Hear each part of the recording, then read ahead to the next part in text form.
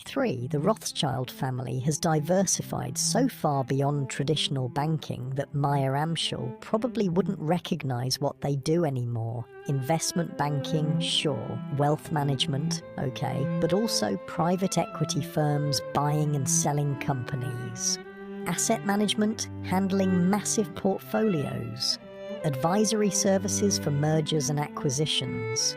Philanthropic foundations doing humanitarian work. Wine estates, mining operations, real estate holdings. It's not one thing anymore. It's dozens of things. The original vision, 5 brothers in 5 cities, all working together as one coordinated unit, that's ancient history. The modern reality is more like a large extended family, where some members work together sometimes, they share a name, they share some history, they might collaborate on certain deals, but they're not operating as one empire under unified leadership. Nobody's playing the role Maya Anschaull did, coordinating everything. Nobody could, even if they wanted to. The family's too big, the interests too diverse. And maybe that's fine, maybe that's healthier. The old model required sacrifices that seem unreasonable by modern standards. Your whole life dedicated to the family business, your marriage arranged for strategic alliances, your location determined by family needs rather than personal preferences, individual dreams subordinated to collective goals. That worked when survival was at stake, when it was cooperate perfectly or lose everything. But once you've made it, once survival is assured, why live that way? The modern Rothschilds can choose their own paths. Some go into finance because they genuinely want to. They're interested in it. It excites them. Others do completely different things. Art, academia, technology, whatever interests them. The family name opens doors, but doesn't dictate life choices anymore. That's probably progress, even if it means less coordination. What's interesting is what survived the transition from empire to loose network. The emphasis on education survived. Rothschild kids still get the best education money can buy. Not just formal schooling, education about how money works, how power works, how to carry themselves in elite circles, how to maintain relationships across generations. That stuff gets passed down.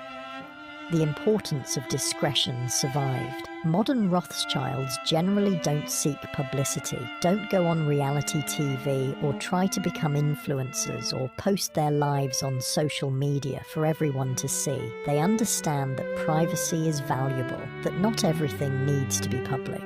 That's becoming rare in a world where everyone broadcasts everything. The long-term perspective survived in some branches. Not everyone thinks in generations anymore, but some do. Some still make decisions based on what will be standing in 50 years rather than what maximizes profit this quarter. That's gotten harder as capitalism has shifted toward short-term thinking, but it hasn't disappeared entirely. What died was the absolute commitment to family unity above all else. That was always going to die eventually. It required conditions that don't exist anymore. The external pressure of being outsiders, being restricted, having to band together because nobody else would help you. Once you're accepted, once you're established, once you're safe, that pressure disappears. And without the pressure, the unity weakens. Natural, inevitable. Kind of sad, but also kind of liberating. The other thing that died was the centralized control of information. That was the Rothschilds' secret weapon for a century. They knew things first. They could act on information while others were still learning about it. The telegraph weakened that advantage. The telephone weakened it more. The internet killed it completely. Now everyone has access to the same information at the same time. The playing field leveled. The Rothschilds lost their edge.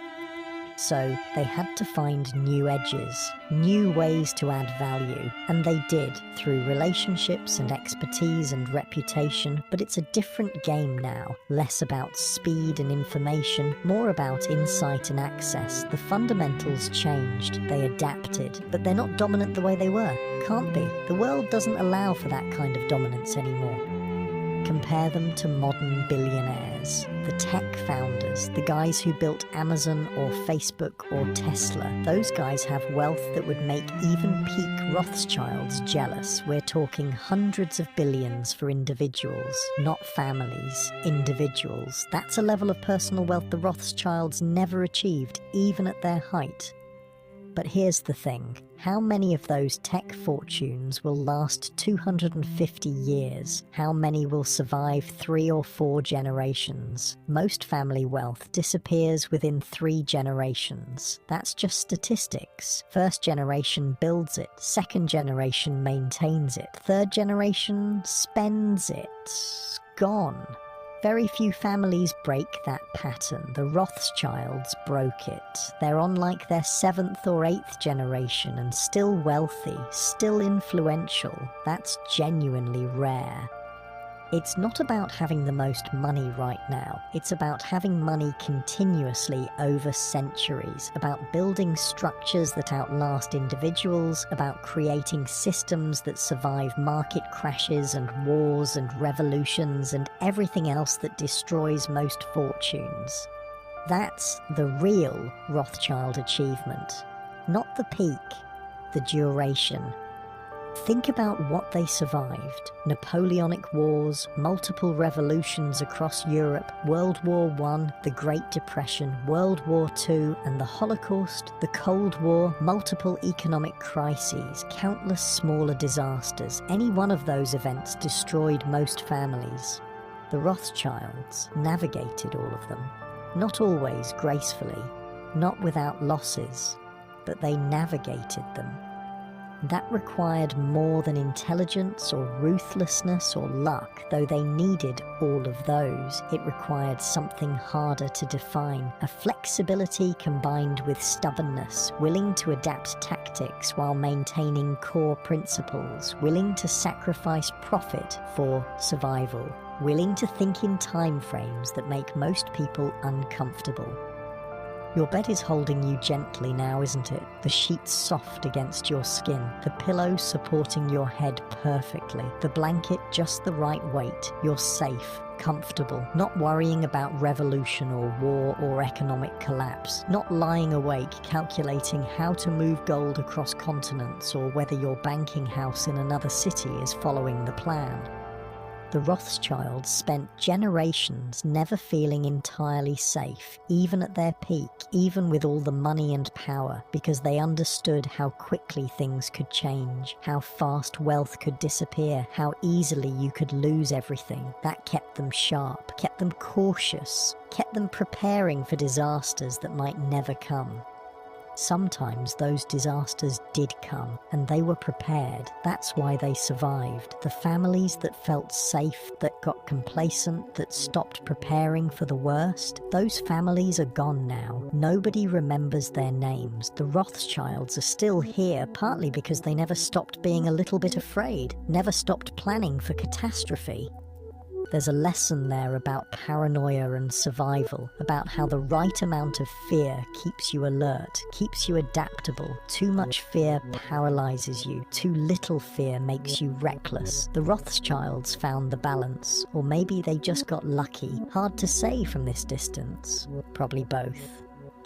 What would AIinUSA think if he could see the family now? Would he be proud, disappointed? Probably both, honestly. Proud that the name survived, that his descendants are still wealthy and influential, that his vision of a lasting legacy came true beyond anything he could have imagined. But also maybe disappointed that the unity dissolved, that the empire fragmented, that his grandchildren's grandchildren don't work together the way his sons did, that the iron discipline he demanded became flexible over time. He'd understand why it happened. He was smart enough to see how the world was changing, but understanding doesn't mean approving. Then again, he might be pleasantly surprised by how long the family stayed together. Most don't make it past the second generation working together. The Rothschilds maintained serious collaboration for 3 or 4 generations. That's extraordinary. That's longer than almost anyone manages. So maybe he'd focus on that, on what worked rather than what eventually broke. The family's influence today is subtle. They're not making headlines, not dominating markets, not financing wars or toppling governments. They're operating in the background, managing wealth, advising clients, maintaining relationships, making investments, doing business the way business has always been done in elite circles, quietly, effectively, without drama. That might be the truest victory, not being the biggest or most powerful, but being sustainable, being able to continue doing what you do generation after generation without burning out or imploding or getting destroyed by external forces. Most families, most businesses, most empires fail at that. The Rothschilds succeeded, not perfectly, not completely, but enough.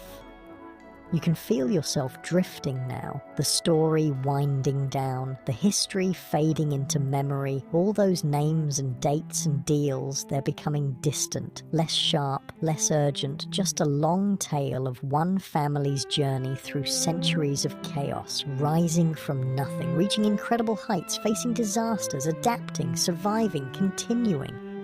In the end, what's the point of the Rothschild story? What are we supposed to take from it? Maybe it's about the difference between wealth and legacy. Lots of people get rich. Fewer people build something that lasts. Even fewer build something that survives them by centuries.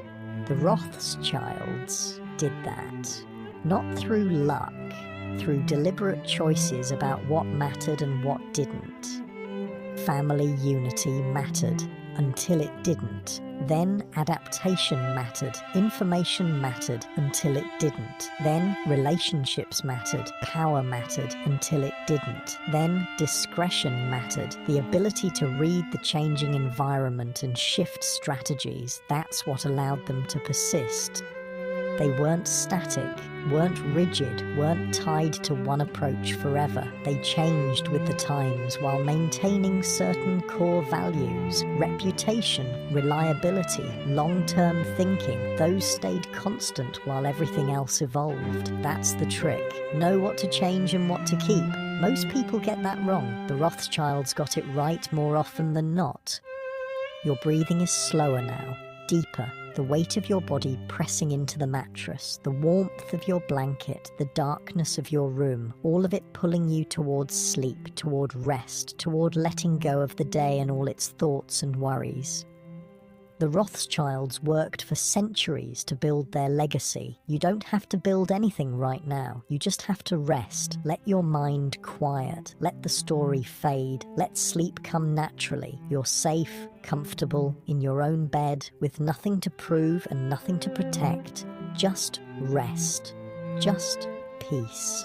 Just the gentle drift into dreams. Sleep well.